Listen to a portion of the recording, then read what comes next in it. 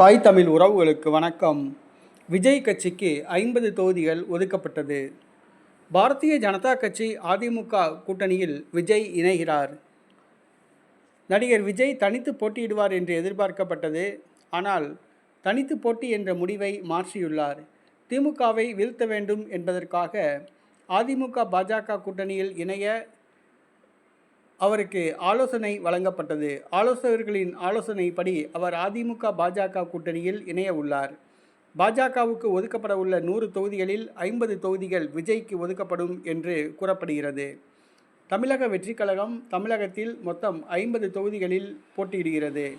50 தொகுதிகளில் 50க்கு 50 வெற்றி பெற்றால் சட்டசபை எதிர்க்கட்சி தலைவராக பொறுப்பேற்கலாம் என்று விஜய் கனவு காண்கிறார். முதலில் சட்டசபை எதிர்க்கட்சி தலைவராகலாம், பிறகு ஆட்சியை பிடிக்கலாம் என்று அவருக்கு ஆலோசனைகள் வழங்கப்பட்டதாக கூறப்படுகிறது. வருகிற சட்டசபை தேர்தலில் அதிமுக பாஜக கூட்டணியில் 50 தொகுதிகளில் விஜய் போட்டியிடுவார் என்று தெரிகிறது. இது திமுகவுக்கு மிகப்பெரிய ஒரு பின்னடைவாக கருதப்படுகிறது.